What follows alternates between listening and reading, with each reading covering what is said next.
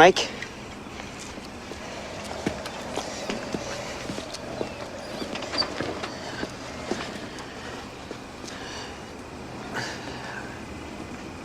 You got something to say, you better say it. The ferry leaves in 20 minutes, and I don't intend to miss it.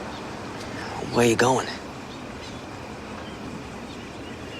Mike, don't leave. Would it do you any good to tell you that I haven't had a good night's sleeping since February? Would it do you any good to tell you that maybe we might have been wrong?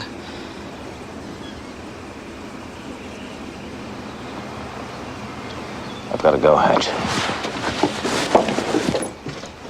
Robbie says to tell you that the constable job's yours again whenever you want it. All you have to do is ask.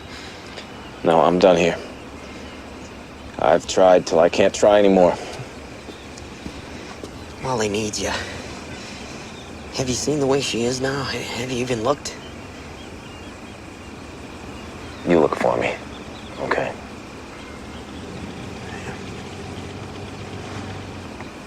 Well, Linda's not doing very well either. She takes a lot of tranquilizers. I think she might be hooked on them. That's too bad. But you've got your daughter, at least. You may not sleep so well. But you can go into Pippa's bedroom and watch her sleep.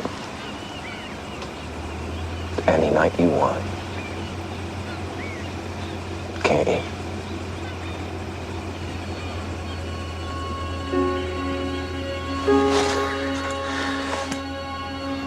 Good luck, Hatch.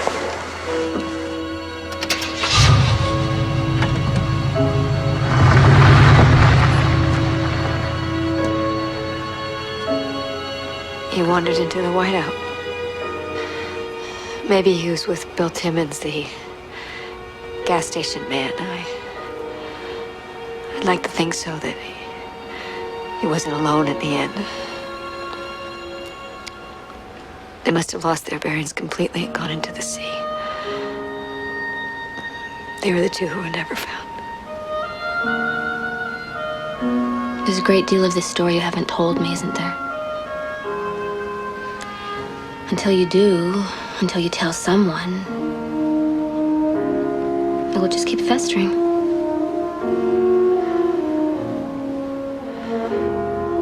It'll fester no matter what I do. Some wounds can never be cleaned out. I didn't understand that before, but now I do.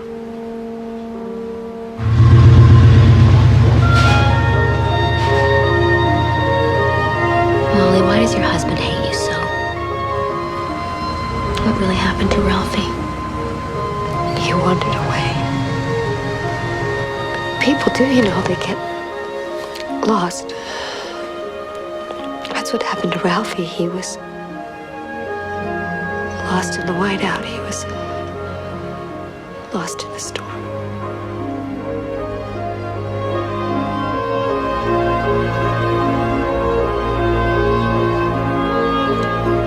Nine years ago, that was.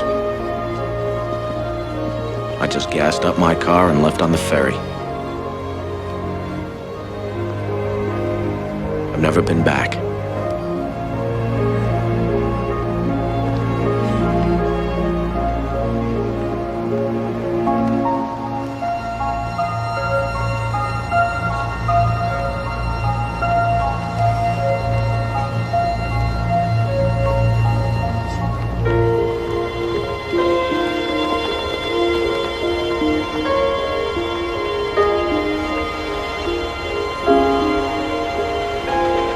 All I cared about was that I had to wear sunglasses every night when the sun went down, that every mile on the odometer was a mile further away from Little Tall.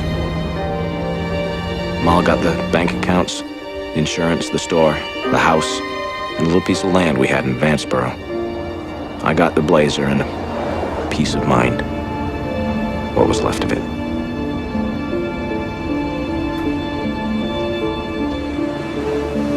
I wound up here, back on the water again. Ironic, I guess, huh? But it's different, somehow, the Pacific. It doesn't have the hard glow when the days start to run down towards winter. And it doesn't have the same memories.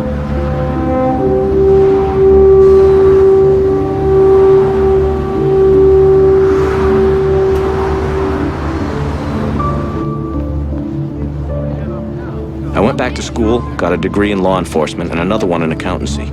Thought about going after a law degree, and then thought again. Started out keeping store on an island off the coast of Maine and wound up a federal marshal. How do you like that?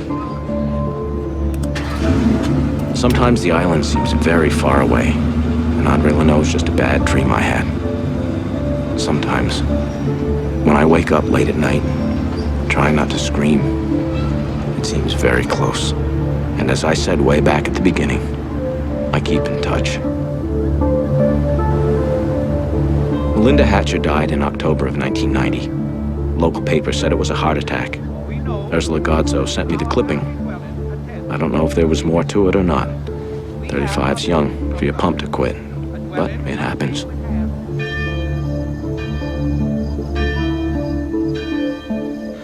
Molly and Hatch married in May of 1993. Ursula sent me that clipping too. From what I hear, they've been good for each other.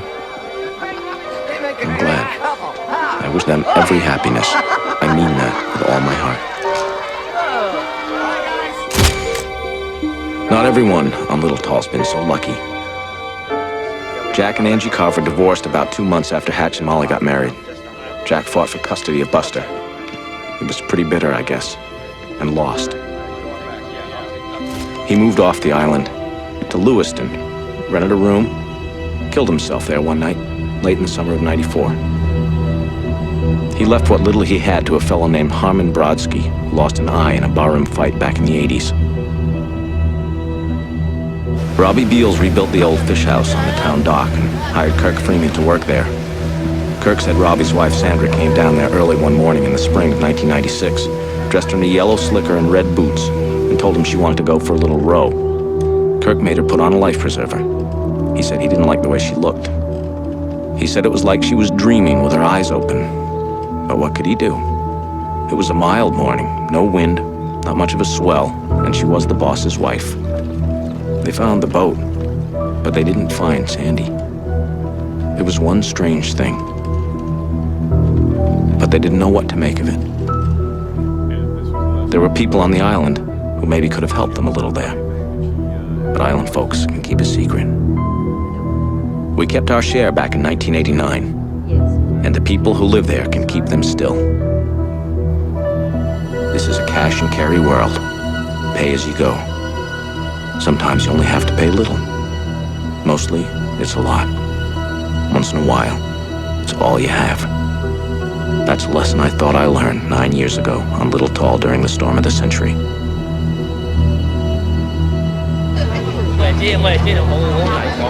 But I was wrong. I only started learning during the big blow. I finished just last week.